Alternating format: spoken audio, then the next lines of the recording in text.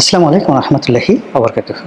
সম্মানিত দর্শক, কয়েকটি খবর বেশ গুরুত্ব সহকারে পত্রপত্রিকায় ছাপা হচ্ছে, আর সামাজিক মাধ্যমে তার চেয়ে গুরুত্ব সহকারে এগুলো নিয়ে বেশ পক্ষ এবং বিপক্ষে কথাবার্তা হচ্ছে। আপনারা জানেন যে সারা দুনিয়া ব্যাপী ইরাক এবং ইরান এবং আমেরিকা এই অঞ্চলে যে এখন যে কনফ্লিক্ট চলছে, এর কারণে সারা পৃথিবীতে জ্বালানি সংকট তীব্র থেকে তীব্রতর। ঠিক সেই জ্বালানি সংকট যখন তুঙ্গে, এমনকি ভারতে যখন জ্বালানি সংকট তুঙ্গে, ঠিক সেই সময়টাতে পাইপলাইনে ভারত থেকে আমাদের দেশে ডিজেল আসছে, ভারত আমাদেরকে ডিজেল দিচ্ছে। এই খবরটা প্রচারিত হচ্ছে। যারা ভারত বন্ধু তারা বলার চেষ্টা করছে, দেখো দেখো দেখো, একেই বলে বন্ধুত্ব। এই বিপদের সময় ভারত যদি তেল না দিত তাহলে তোমরা তেল পেতে কোথায়? আমাদের দেশে তো এখনো পর্যন্ত ডিজেলের চাহিদা সবচেয়ে বেশি। সেই ডিজেল ভারত দিল, তাও পাইপলাইনের মাধ্যমে গড় গড় গড় গড় করে চলে গেল। আর এই যে পাইপলাইন, সেই পাইপলাইন তো জেনে তেনা নয়, ভারত সরকার তৈরি করেছিল এই পাইপলাইন, যার 85% টাকা এটা ভারত দিয়েছে, 15% টাকা বাংলাদেশ দিয়েছে। আমাদের দিনাজপুর পর্যন্ত এই পাইপলাইন টানা রয়েছে। তো সেই পাইপলাইন দিয়ে দিনাজপুর ডিপোতে আমাদের তেল আসছে। সবাই বললো যে তাহলে এই যে ভারত যে বিরোধিতা করেছ, ভারতকে গালাগালি করেছে, এখন ভারতের তেল ছাড়া চলো। এরপর আবার দেখলাম আরেকটি খবর যে মংলা বন্দরে সেই বিশাল একটা চালান আসছে, ভারতীয় চাল। সেটা খালাস হচ্ছে বস্তার পর বস্তা। কত 50 লাখ মেট্রিক টন না 50,000 metric ton, I don't know. কিন্তু এরকম কথাবার্তা হচ্ছে যে বিশাল চালান আসছে ভারত থেকে। গত 17 মাস ধরে ভারত বিরোধী যে আন্দোলন, এটা ছিল তুঙ্গে।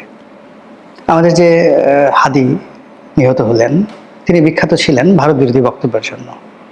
তার নামই হয়ে গেছিল কি একটা শব্দ দিয়ে, এরকম। এরপরে সে ইনকলাব জিন্দাবাদ, ভারতের দিল্লির আধিপত্যবাদ শেষ করো, এটা নিয়ে বিভিন্ন ইল্লু পিঙ্কুদের যে দল, তারা যে চিৎকার চেঁচামেচি করেছে, এবং তাদের অনুসারী যে সকল লোকজন রয়েছে, মানুষরূপী ভেড়ার দল রয়েছে, তারা শুধু বাবরি দুলিয়ে, মাথা দুলিয়ে, পাশা দুলিয়ে বলেছে ভারত নিপাত যাক, মোদি নিপাত যাক, দিল্লি নিপাত যাক।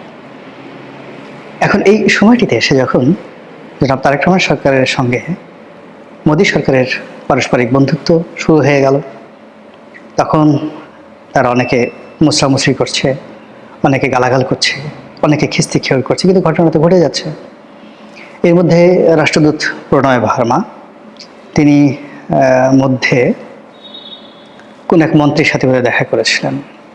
তো মন্ত্রী বেশ পায়ের পর পাতে, সম্ভবত সালাউদ্দিন সাহেবের সাথে দেখা করেছিলেন। তো সালাউদ্দিন সাহেবের সাথে দেখা করেছেন। সালাউদ্দিন সাহেব পায়ের পর পাতলে ক্রস লেগ করে মন্ত্রীকে বলছেন, মানে মন্ত্রী বলছেন রাষ্ট্রদূত প্রণয় ভার্মাকে, যে সীমান্তে যেন আর কোনো বাজে বাজে জিনিস না শুনি।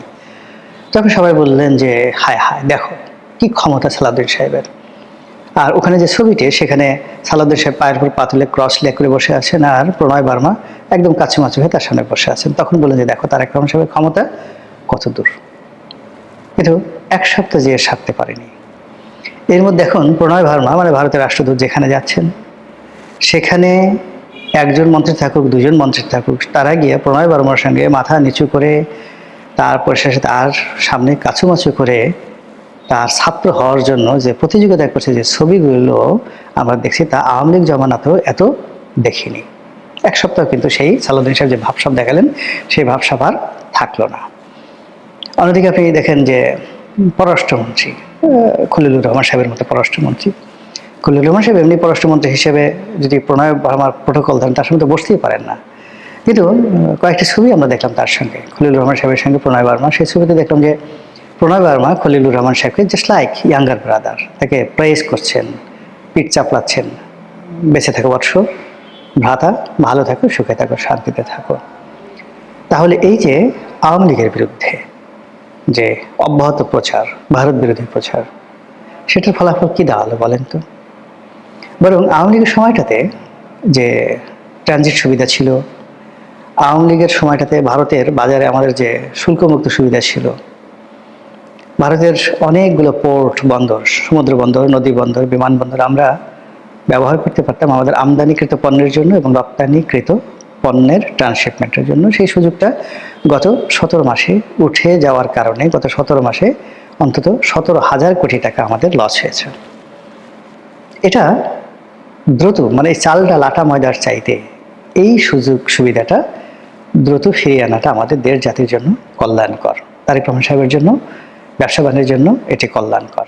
তো সেটা যখন আবার শুরু হবে, আবার যখন ভারতীয় ট্রেন বাংলাদেশে আসবে, বাংলাদেশের ট্রেন ভারতে যাবে, বুড়িগঙ্গা দিয়ে সেই ভারতের যে কলকাতা থেকে স্টিমার আসবে, আর ভারতের যে কার্গো প্লেনগুলো এয়ারপোর্টে আসবে, তখন এই যে আমাদের এখন যারা ইনকলাব মঞ্চ আছেন, এখন যারা সংসদীয় বিরোধী দল আছেন, 11 দলীয় জোট আছেন, জামাত আছেন, এনসিপি আছেন, তারা তখন কি বলবেন? বা তারেক রহমান সাহেবই এই প্রশ্নগুলোর কীভাবে উত্তর দেবেন? কেননা তিনিও তো একটা সময় বলেছেন যে দিল্লি না পিন্ডি, সবার আগে বাংলাদেশ। তো এখন এটা নিয়ে তো এখন সবাই চিৎকারি করার চেষ্টা করছে। এই বিষয়গুলো আমি ব্যক্তিগতভাবে মনে করি যে এগুলো নিষ্পত্তি হওয়া প্রয়োজন। নিষ্পত্তি হওয়া প্রয়োজন এই কারণে যে অতীতে আমরা যেভাবে আওয়ামী লীগের জমানাতে শেখ হাসিনা, বঙ্গবন্ধু তাদেরকে যেভাবে অবাধে ভারতের দালাল, ভারতের তাবেদার, ভারতের মদতপুষ্ট, ভারতের দামি, বা আমি নিজেও আকার ইঙ্গিতে কয়েকবার লেন্দুব দর্জির যে কাহিনী, চরিত্র পত্রপত্রিকায় লিখেছি যে লেন্দুব দর্জি কীভাবে সিকিমকে ভারতের হাতে তুলে দিয়েছিলেন। এই কথাগুলো আকার ইঙ্গিতে মূলত শেখ হাসিনাকে ইঙ্গিত করার চেষ্টা করেছি যে শেখ হাসিনা হয়তো এইভাবে বাংলাদেশকে লেন্দুব দর্জির মতো ভারতের হাতে তুলে দেবেন। তো এখন বর্তমান প্রেক্ষাপটে যদি আমি কল্পনা করি, তাহলে এই যে আমাদের যে চিন্তা চেতনাগুলো, এগুলো একেবারে বালখিল্য এই কারণে যে ভারত যদি চাইতো, যেভাবে তারা কাশ্মীর দখল করে নিয়েছে, পাকিস্তানের কাছ থেকে তারা কাশ্মীর দখল করে নেয়নি। কি করেছে পাকিস্তান? কিছু করতে পারেনি। এতবার যুদ্ধ করার পর তো সেখানে একটা পশম ছিঁড়তে পারেনি। আচ্ছা, তো সেইভাবে তারা তো সেই পাকিস্তান সৃষ্টি হওয়ার পরে 52-53 সনে কিন্তু ভারত আক্রমণ করতে পারত, কিন্তু তারা তো সেটা করেনি। কিংবা 1971 সনে তারা তো চোখ বুঝে জাস্ট বাংলাদেশকে তারা নিয়ে যেতে পারতো, কিন্তু তারা তো সেটা নেয়নি। তো যেটা 1952 সনে করেনি, 54 সনে করেনি, 56-তে করেনি, 58-তে করেনি, 62-তে করেনি, 70-এ করেনি, 71-এ করেনি, কিংবা 1975 সনের 15ই আগস্টের ভোরবেলা করেনি। করতে পারতো যে বঙ্গবন্ধুকে হত্যা করা হয়েছে, তারা এখানে সৈন্য সমাবেশ করবে, দে ক্যান ডু। কিংবা শেখ হাসিনার যখন পতন হলো আগস্ট মাসের 5 তারিখে, তখনই তো ভারত ইচ্ছে করলে সৈন্য ডিপ্লয় করতে পারতো। বলা হয়ে থাকে ভারতের সঙ্গে শেখ হাসিনা সরকারের একটা গোপন সামরিক চুক্তি ছিল, সেই চুক্তি শেখ হাসিনার প্রয়োজনে সেখানে সে সৈন্য সমাবেশ করবে। এটা সত্য মিথ্যা আমরা জানি না, কিন্তু আমরা এইভাবে প্রচার করেছি যে হায় হায় আমাদের মিলিটারিকে শেষ করে দিল শেখ হাসিনা, ভারতের সাথে সেই গোপন সামরিক চুক্তি করেছে, এখন তো ইন্ডিয়ান আর্মি বাংলাদেশের ভিতর থেকে যাবে, সেনাবাহিনী যাবে, অস্ত্র যাবে, গোলাবারুদ যাবে, কামান যাবে, বিমান যাবে, আমরা কিছুই করতে পারবো না। এই কথা তো আমরা বলেছি সবাই। এখন এই কথাগুলো বলার জন্য কি আমাদের এই মুহূর্তে তওবা করা উচিত নয়? এগুলো তো প্রমাণিত হচ্ছে না। গত 17 মাসে যদি এ ধরনের কোনো চুক্তি থাকতো, আমরা তো সবাই মানে যাকে বলা হই হই রই রই করে মাথায় নিয়ে ঘুরতাম সেই কথাগুলো, সেই চুক্তির কপি নিয়ে। তো এই ধরনের কোনো চুক্তি তো অন্তর্বর্তীকালীন সরকার প্রকাশ করতে পারেনি, বা এই 1 মাস হলো এখন আওয়ামী লীগ সরকারের যে কোনো দাসত্বমূলক চুক্তি ভারতের সাথে হয়েছে, সেটা সীমান্ত চুক্তি, পানি চুক্তি, বাণিজ্য চুক্তি, সামরিক চুক্তি, হোয়াট এভার মেবি, এটা হয়েছে। এখনো পর্যন্ত তো বিএনপির পক্ষ থেকে একটা উস শব্দ করা হয়নি, একটু শব্দ করা হয়নি। It means Sheikh Hasina right ছিলেন। আমরা যে কথাগুলো বলেছি সেই কথাগুলো অন্যায়ভাবে বলেছি, এই জন্য আমাদের সবাইকে সরি বলতে হবে, অথবা জাতীয়ভাবে ন্যাশনালি আমাদেরকে তওবা করতে হবে, তওবা আস্তাগফিরুল্লাহ পাঠ করতে হবে। এইগুলো এক। অথবা ঘটনা ঘটেছে কিন্তু যেই লাউ সেই কুদ, অর্থাৎ শেখ হাসিনা যে কাজ করতে বাধ্য হয়েছেন, ইউনূস সাহেব সেই কাজ করতে বাধ্য ছিলেন, আর তারেক রহমান সাহেবও সেই কাজ করতে বাধ্য হয়েছেন, বা সেই কাজ করে চলেছেন। এই যদি হয়, তাহলে আমরা যারা বিভিন্ন সময় ভারত বিরোধিতার স্লোগান তুলি, বিভিন্ন কথাবার্তা বলি, আমাদেরকে আসলে এই জায়গা থেকে বের হয়ে আসতে হবে। এটা হলো প্রথম। আর যদি আপনি একাডেমিক আলোচনা করেন, তাহলে আপনাকে অবশ্যই মানতে হবে যে ভারতের বন্ধুত্ব ছাড়া কোনো অবস্থাতে বাংলাদেশের শান্তি সমৃদ্ধি সম্ভব নয়। ভারতের বৃহত্ততার কারণে, অর্থাৎ ভারতের বৃহত্ততা, বৃহৎ আকৃতি, বৃহৎ আয়তনের কারণ তাদের সামরিক শক্তি, অর্থনৈতিক পাওয়ার, তাদের স্ট্রং ডেমোক্রেসি, তাদের শক্তিশালী আমলাতন্ত্র, এবং একই সঙ্গে তাদের যে গ্লোবাল কানেক্টিভিটি, সব মিলিয়ে মানে যেখানে আমেরিকা ভারতের সঙ্গে টেক্কা দিতে পারছে না, রাশিয়া পারছে না, চীন পারছে না, সেখানে আমরা বাংলাদেশে বসে একটু ইউটিউব করি আর সারাক্ষণ গুড়াকির্মির যন্ত্রণায়, মানে একদিকে ইউটিউব করে অন্যদিকে গুড়াকির্মির যন্ত্রণায় ঘুষুর ঘুষুর ঘুষুর ঘুষুর করে করে সারাক্ষণ শুধু দিল্লিকে গালাগালি করি। এটা যে আমাদের পুরো পায়ুদেশ, পশ্চাৎ দেশ, এটা যে একেবারে ধ্বংস করে ফেলেছে গুড়াকির্মিতে, এটা আমাদের অনেকের কথায় যেভাবে ফুটে ওঠে, এটা আমরা নিজেরা বুঝতে না পারলেও যারা দর্শক তারা কিন্তু ঠিকই বুঝতে পারেন।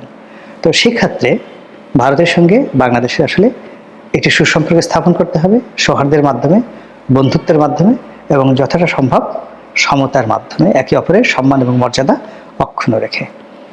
আগামীতে এখন যারা সরকার চালাচ্ছেন তারা ভালো চালান, আগামীতে যারা আসবে তারা আরও ভালো চালাবেন এবং এই নির্মম যে সত্যগুলো, সেই সত্যগুলো সরকার সাহসিকতার সঙ্গে তুলে ধরবেন আর অযথা ভারত বিরোধিতা থেকে পুরো দেশ জাতিকে রক্ষা করবেন সরকার, এবং ভারতের সঙ্গে একটি সুন্দর সুসম্পর্ক স্থাপন হবে।